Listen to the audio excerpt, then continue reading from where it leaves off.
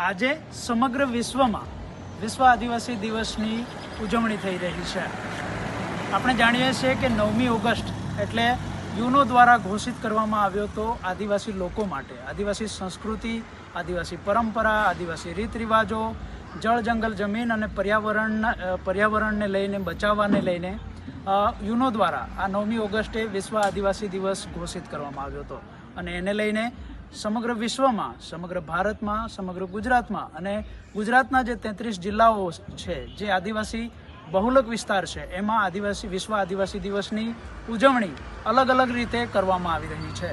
પણ આજના દિવસે વલસાડ જિલ્લાના ધરમપુરમાં રેલીઓ તો યોજાશે જ, પણ સાથે સાથે ધરમપુરમાં જે સાઈનાથ હોસ્પિટલના ડૉક્ટર છે, ડૉક્ટર હેમંતભાઈ, એમના દ્વારા એક અલગ પહેલ કરવામાં આવી છે અને એ પહેલ એવી છે કે વિશ્વ આદિવાસી દિવસનો ખરો મેસેજ પર્યાવરણ બચાવો અને તેની સાથે સાથે સમગ્ર આદિવાસી સંસ્કૃતિ અને પરંપરા બચાવવાનો પણ છે।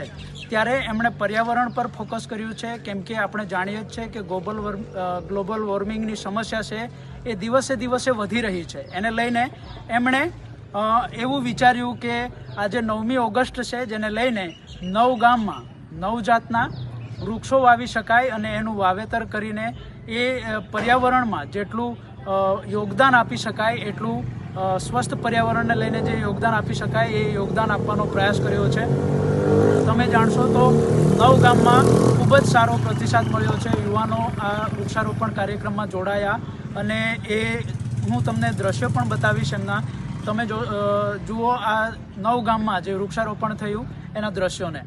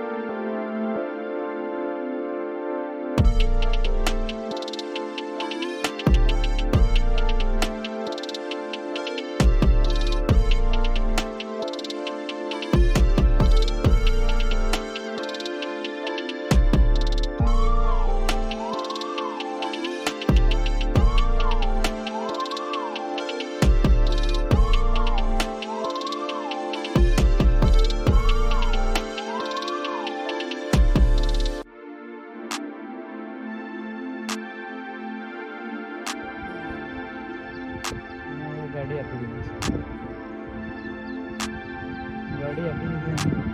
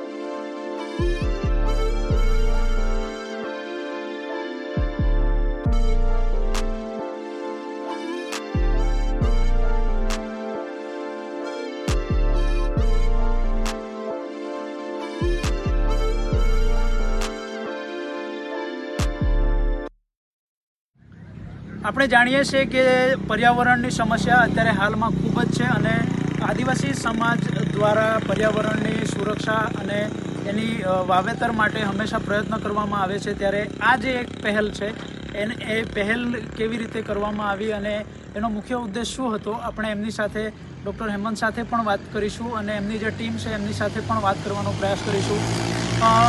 આ એક પહેલ છે જે ખરેખર પર્યાવરણને લઈને ખરેખર વિશ્વ આદિવાસી દિવસની જે પહેલ છે એ ખૂબ જ સરાહનીય છે અને આ પહેલથી પર્યાવરણમાં વૃદ્ધિ થશે.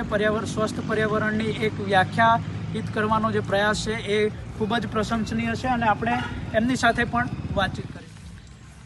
9મી ઓગસ્ટે 9 વૃક્ષ 9 ગામ અને 9 જાતના વૃક્ષો વાવનાર ડૉક્ટર હેમંત સાથે પણ આપણે વાત કરીશું. તેઓ પણ આદિવાસી સમાજના છે અને આદિવાસી સમાજ દ્વારા જે આ પહેલ કરવામાં આવી છે, આપણે સામાન્ય રીતે જોઈએ તો આગેવાનો ડીજેના તાલે ઝૂમતા હોય છે, એ રેલીઓમાં નવા જે વાજિંત્ર હોય છે એની સાથે ઝૂમતા હોય છે. ત્યારે આદિવાસી સમાજના એક એવા આગેવાન સાથે આપણે વાત કરીશું જેમણે આ પહેલ કરી છે અને પર્યાવરણ ખરેખર જે યુનો દ્વારા વિશ્વ આદિવાસી દિવસને લઈને જે પર્યાવરણની સુરક્ષા માટે જે પહેલ કરવામાં આવી એ પહેલને ધ્યાનમાં રાખીને એમણે આ પહેલ કરી છે. આ પહેલનો સૌથી પહેલાં તો ડિસિઝન ન્યૂઝમાં આપનું સ્વાગત છે.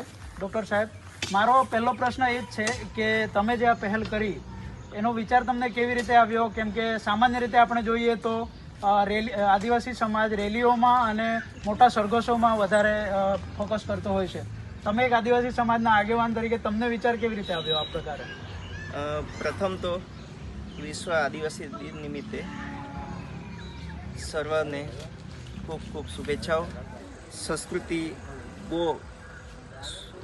મહત્તમ અને એકદમ અનોખી છે કે દુનિયામાં ભાગ્યે જ જોવા મળે છે. બરાબર છે. આજનો આપનો કાર્યક્રમ હતો એના વિશે વાત કરશું. આજનો કાર્યક્રમ થોડું વિચાર્યું હતું કે આપણા સમાજને કે સંસ્કૃતિને આગળ લઈ જવા માટે કેવા પગલાં ભરવા જોઈએ. ખાસ કરીને મારું વતન ફલદરા ગામ છે, તો ફલદરા ગામના અમારા ફળિયાના યુવાઓ સાથે અમારી ચર્ચા થઈ હતી કે વૃક્ષારોપણ કરીએ. એટલે 9મી ઓગસ્ટ 9 વૃક્ષ કે એવા વૃક્ષો કે જે ખરેખર આપણે ભારતીય સંસ્કૃતિના મૂળભૂત વૃક્ષો છે જે લુપ્ત થવાને આરે છે, એમને આપણે વધારે પ્રાધાન્ય આપ્યું છે કે જે માનવ જીવનને ઉપયોગી છે એવા દરેક વૃક્ષોનું 9 ટાઈપના વૃક્ષો જેવા કે વડ, પીપળો, લીમડો, મહુરો, જાંબુ એ ટાઈપના અલગ અલગ જે નામશેષ થવાને આરે છે એવા વૃક્ષોનું આપણે વૃક્ષારોપણ ટોટલ 9 ગામમાં કર્યું છે. કયા કયા ગામો હતા? એમાં ગામોમાં ટીસ્કરી, વેલવાચ, ચિંચાઈ, કોસમકુવા, કાકડમોટી, કચીગામ, ઓજર, વાકલ અને ફલદરા. બરાબર છે. આ હતા હેમંતભાઈ, જેમણે આપણને 9મી ઓગસ્ટ ખરેખર કેવી રીતે ઉજવવી જોઈએ એના વિશે પણ આપણને દિશા ચીંધી છે. કેમ કે તમે જોશો દરેક ગામમાં જો આવી રીતે દરેક આગેવાન 9મી ઓગસ્ટે 9 ગામમાં અને 9 જાતના વૃક્ષો જો રોપણ કરે તો મને લાગે છે કે પર્યાવરણમાં સ્વસ્થ પર્યાવરણમાં વૃદ્ધિ થાય અને જે ગ્લોબલ વોર્મિંગની સમસ્યા છે એને નાથી શકાય. અને આદિવાસી વિસ્તારોના જે યુવાનો છે એમને આ પહેલને વધારવી જોઈએ અને આવી પહેલ પોતે પણ કરે, જેથી કરીને પર્યાવરણમાં પણ સુધારો થાય અને એક જે વૃક્ષારોપણનું મહત્ત્વ છે એ પણ આપણે ગામ સામે કે પછી આપણા તાલુકા સામે કે જિલ્લા સામે રાખી શકીએ. આજે વિશ્વભરમાં વિશ્વ આદિવાસી દિવસ ઉજવાઈ રહ્યો છે, ત્યારે સરકાર તરફથી પણ સરકારી કાર્યક્રમો યોજાયા છે અને આદિવાસી સમાજ દ્વારા પણ અલગ અલગ વાજિંત્રો સાથે, ડીજેના તાલો સાથે જે યુવાનો છે એ વિશ્વ આદિવાસી દિવસની ઉજવણી કરશે.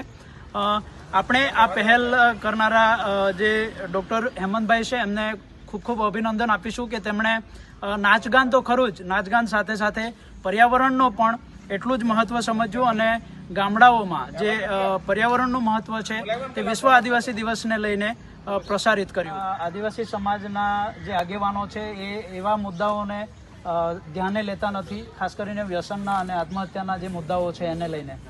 તો તમે શું કહેશો, આ મુદ્દાઓ સમાજમાં ચર્ચાવા જોઈએ કે જે આગેવાનો દ્વારા એના માટે કોઈ પ્રયાસો થવા જોઈએ? ખરેખર સાચી વાત છે તમારી કે આજે આપણા સમાજમાં વ્યસનનું પ્રમાણ ખૂબ વધારે પડતું વધી ગયું છે. જેમ કે તમે જુઓ તો આપણે અત્યારે એક તબીબ તરીકે હું જોઉં છું તો આજે રોજના મોઢાનો કેન્સરનો રોજનો એક રિપોર્ટ જોવા મળે છે. એનું મુખ્ય કારણ છે વ્યસન.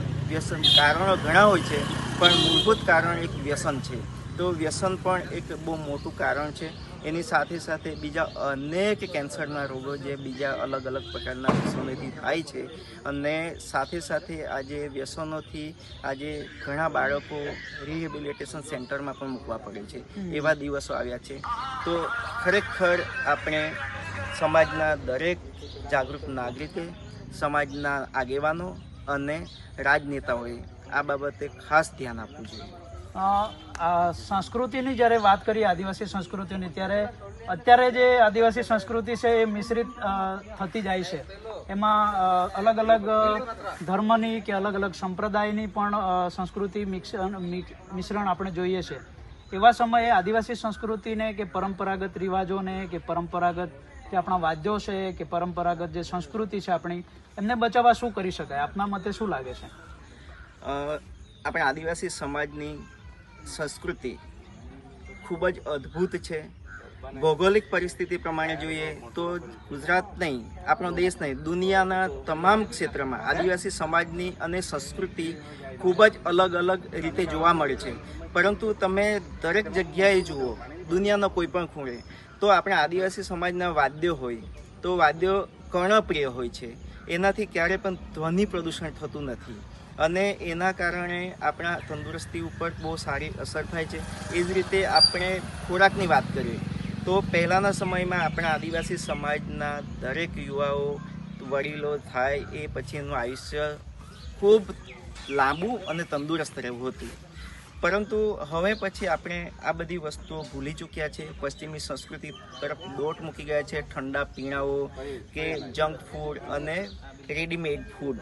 એટલે કે આપણે આદિવાસી સંસ્કૃતિ એ છે કે આપણું મૂળભૂત છે અનાજ, કઠોળ, લીલા શાકભાજી જે પરંપરાગત ચાલતું આવેલું છે તેનો ઉપયોગ ટાળીને આપણે પશ્ચિમી સંસ્કૃતિ તરફ ધકેલાઈ ગયા છે. એ જ રીતે ઠંડા પીણાની વાત કરીએ તો ઠંડા પીણામાં આજે દરેક લોકો ઠંડા પીણાનો અનહદ ઉપયોગ કરે છે, જેના કારણે પણ વધારે પડતા આપણા આરોગ્યને હાનિ પહોંચી છે, કેન્સર જેવી બીમારીઓ પહોંચી છે. એની સામે આપણા આદિવાસી સમાજના દરેક પીણાઓ ઓલરેડી છે કે જેમ રીતે વાત કરીએ કે કુકણા સમાજ કે વારલી સમાજની વાત કરીએ તો આંબીલ પીવામાં ખાસ કહેવું કે આજના વિશ્વ આદિવાસી દિવસનું એમના તરફથી પણ અને ડિસિઝન ન્યૂઝ તરફથી પણ સૌને ખૂબ ખૂબ શુભેચ્છાઓ છે. અને આ દિવસની ઉજવણી એક સારા તહેવાર તરીકે કરો, પણ એનાથી કોઈકને નુકસાન થાય કે દુઃખ થાય એવા પ્રયાસો ન કરવા જોઈએ એવી અમે અપીલ કરીએ છીએ. જોહાર. ડિસિઝન ન્યૂઝના બીજા વિડીયો જોવા માટે ચેનલ સબસ્ક્રાઇબ કરો અને બેલ આઇકન બટન પર જઈ ક્લિક કરો. સ્વતંત્ર અને આઝાદ પત્રકારત્વની મદદ કરવા નીચે આપેલા થેન્ક્સ બટન પર જઈ ક્લિક કરો. મદદની કિંમત નિશ્ચિત કરો અને ડિસિઝન ન્યૂઝની આ સફરમાં અમારા સાથી બનો.